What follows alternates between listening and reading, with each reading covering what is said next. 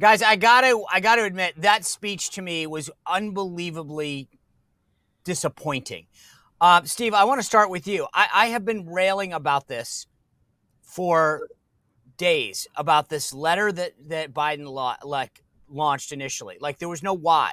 Why are you dropping out? And then last night, it was even more pathetic. It was sort of like, I want to pass the torch. Well, the torch has been standing there, bro.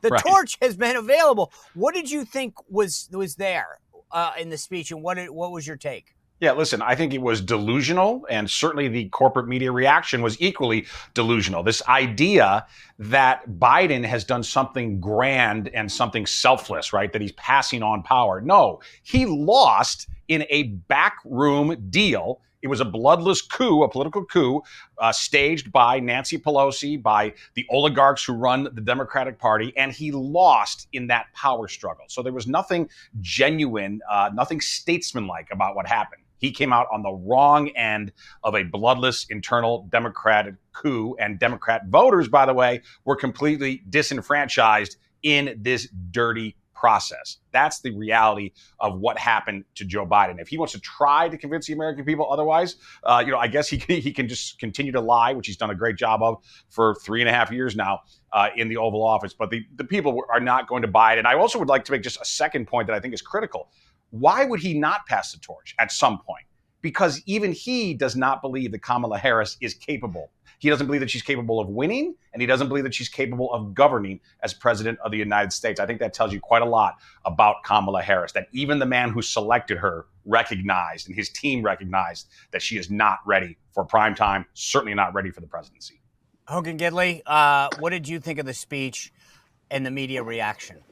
Oh, it was disgusting. It was despicable. He had every opportunity to rise to the moment here. He gave us no information, no new information whatsoever. In fact, he didn't even say why he got out. I mean, what changed between Saturday night when he was all in? Thank you. This was what he was going to do. And then Sunday, all of a sudden, he just has this epiphany. And Steve's right. This isn't some country first patriot. He got run out of town by his own party. I mean, Donald Trump survived an actual assassination attempt, and Biden was killed by a political assassination. And remember, as bad as Joe Biden is, and Kamala Harris is way more radical and way more unlikable, okay?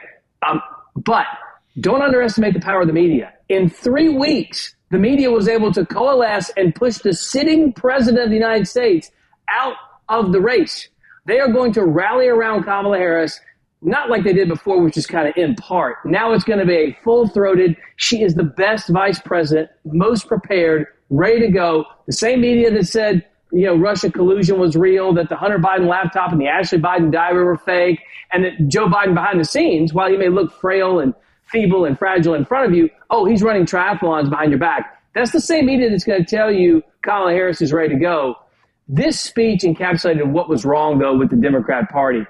It went all over the place. It was platitude after platitude about democracy. I thought we were going to tone down that rhetoric, by the way. That lasted about 15 minutes.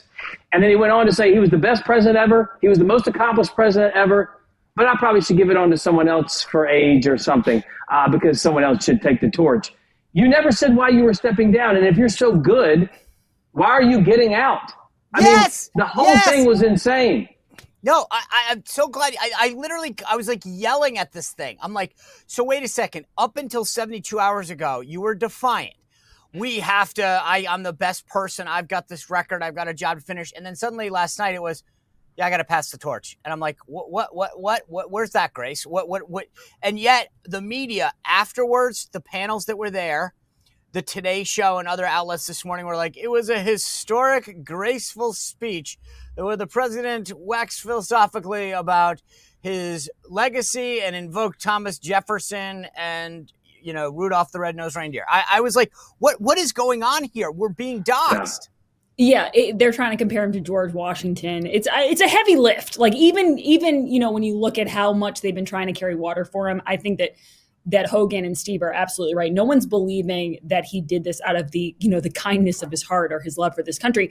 But I want to get back to the vagueness of the speech and how he didn't say anything. And it's starting to make me think, and I was thinking this about KJP as well when she was addressing this yesterday. I think the vagueness is part of this fear of a legal battle that's going to go on with disenfranchising 14 million people. And it kind of puts them in this weird situation where if they say, well, he's stepping down because of health issues, then they're admitting that this has been a giant cover up for the past 4 years. But if they say he's stepping aside because we don't think he can win, that is something that goes against the whole Save Democracy platform that they've been going on and on and on about for the last 8 years. So they've kind of found themselves in this bind. So even KJP, they're asking her, like, why is he stepping aside? And she's like, well, tune in tonight. You'll hear about it. They can't say why because it's going to reveal one way or the other a bad situation for the Democrats. Yeah. That's it. I mean, that you just put your finger on it. They can't, because they either say he can't win and that you're admitting politically this is all that mattered to you, right? I'm the best person, blah, blah, blah, blah, blah, great legacy, huge record, but I can't win. And that's why I'm stepping aside and I'm disenfranchising all these people. Or I have to admit that I don't have the mental acuity and fitness for office, in which case it becomes a national security issue. So I'm just going to reference why this desk that I'm sitting in front of is so historic, and then use a bunch of buzzwords about democracy, but never actually address the why. I mean, shouldn't Trump ask for equal time here? I mean, it was a political speech. Yeah. It was a political speech. So they did, Hogan, they did this. I'm glad you brought this up. They did ask for equal time. Now, here's the thing. Legally, if it's about his presidency or whatever, the networks can probably cover for him. Once he injected Kamala Harris and voting, it does become a political issue and he gets equal time, right? 100%. And I think that's something we should rail on. Look, the media is obviously biased. They always will be. They're always slanted. We talk about how unpopular they are because they've lied and covered up so many different things. And always the difference between a conspiracy theory and reality is about 6 to 8 months, typically, when you're talking about the Democrats and the media. But this is a great example of that. When you go up there and you give that political speech, Donald Trump and his campaign either should sue or should make all types of hay on television news saying, wait, I want my same time, because clearly what Joe Biden was doing, instead of talking about the high-minded ideals of the country writ large and why it was so incumbent upon him with a frailty of some kind to step down, he gets up there and talks about threats to democracy. And then, of course, goes on to say, while we're on the subject, we need to get rid of the Supreme Court, just so we're clear. So democracy. Also, we're so democratic. We have a nominee now that no one voted for. That's democracy. I mean, it's just insane to watch this guy try and square all these holes. Well, and by the way, to that point, Chris LaCivita did make a public statement that the campaign attorneys will be contacting the network. So I hope that they're successful. That's good. Smart, that they are pursuing that. Regarding the media too, look, trust in media is already absolutely in the tank, but it's going to go, I think, even lower, because it's very clear that the media, the very same characters, the same platforms, the same media mavens who so viciously turned on Joe Biden. And I mean, they really did. I mean, like a pack of wolves turned on Joe Biden. They are now just as ferociously trying to promote Kamala Harris with that same degree of tenacity. And here's the problem. Kamala Harris is not Barack Obama. They're trying to give her the Obama treatment. And look, I obviously don't agree with any of the policies of Barack Obama, but I'll be the first to admit he was an unbelievably skilled politician. She has none of that. She has none of his charisma, of his skills of oratory. She has none of it. She's just as radical, if not more radical, with none of the charm of Biden even, or of Barack Obama. And so because of that, I think that the media is, again, trying so hard to sell us something that is simply, that the American people simply won't buy, because she's incredibly radical and she's super unlikable. And that's not just my opinion, by the way. If we look at favorability surveys, she is way more upside down than other politicians. Most politicians are upside down, by the way. They have more unfavorable than favorable, but hers are extreme.